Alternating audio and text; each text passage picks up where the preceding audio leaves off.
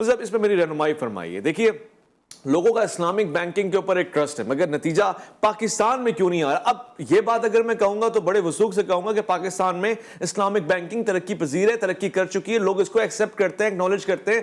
زیادہ تر استعمال البتہ اسلامک بینکنگ کا ہونے کا رجحان ہے, پھر بھی اسلامک بینکنگ اور بینکنگ سیکٹر سے بھی پاکستان کو کوئی فائدہ نہیں پہنچ رہا. مفتی صاحب جی دیکھیے اس میں جو آپ فرما رہے ہیں کہ اسلامی بینکنگ سے فائدہ کچھ چیزیں گورنمنٹ لیول کی ہوتی ہیں, کچھ چیزیں پالیسی لیول کی ہوتی ہیں. اب جیسے اسلامک بینکس ہیں, آپ اگر ان کا انڈیویجول طور پر دیکھیں تو میزان بینک جو ہے بہت ہی تھوڑے عرصے میں یہ پبلکلی اناؤنس ہے کہ وہ پاکستان کا سب سے زیادہ نفع بخش اور پروفیٹیبل بینک بن چکا ہے. اس نے وہ جائنٹ بینکس جو 75 سال سے قائم ہیں اور انٹرنیشنل بینکس ہیں ان کو بھی بیٹ کر دیا ہے پروفیٹیبلٹی میں. ابھی گزشتہ کل جو ہے بینک اسلامی نے بھی اپنے پروفٹ کے بڑے ہائی ریٹرنز جو ہے شو کیے. تو بینکس تو بڑی تیزی سے گرو کر رہے ہیں اور انڈیویجولی بہت پروفیٹیبل ہو رہے ہیں. یعنی اس سرکمسٹنسز میں بھی, اس اکنامیکل کرائسس کے اندر بھی اسلامی بینکنگ اپنے آپ کو پروفیٹیبل شو کر رہی ہے.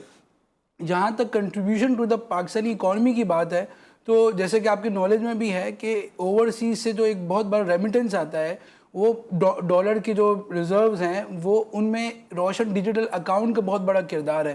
یہ جو اوورسیز اپنے اکاؤنٹس کھول سکتے ہیں پاکستان میں, اس میں بھی اگر آپ فیگرز دیکھیں گے تو مور دین 75% جو ہے وہ اسلامک بینک کے تھرو پاکستان میں جو ہے نا اوورسیز پاکستانیوں نے ریمیٹنس دیے ہیں. تو اس کا مطلب ہے کہ اوورسیز پاکستانیوں کا اسلامک بینکنگ میں زیادہ ٹرسٹ ہے اور اس کی وجہ سے وہیں پر وہ زیادہ پے کر رہے ہیں. جہاں تک یہ بات ہے کہ اور زیادہ ان کا اسلامک بینکس کا, اسلامک فائنینشل انسٹیٹیوشن کا کردار ہو تو کچھ پالیسیز میں بھی ان کو ہیلپ چاہیے. جیسے آپ دیکھیں کہ پاکستان میں جو گورنمنٹ ہوتی ہے اس کے دو طرح کے لون ہوتے ہیں, ایک پبلک ڈیٹ ہوتے ہیں اور ایک ایکسٹرنل ڈیٹ ہوتے ہیں جو باہر کی IMF وغیرہ سے لی جاتے ہیں. تو جو پبلک ڈیٹ ہے اس کا صرف 2% اسلامک ہے, یعنی جو 2% سکوک ہیں جو پاکستان میں ایشو ہوئے ہیں 2% ہیں.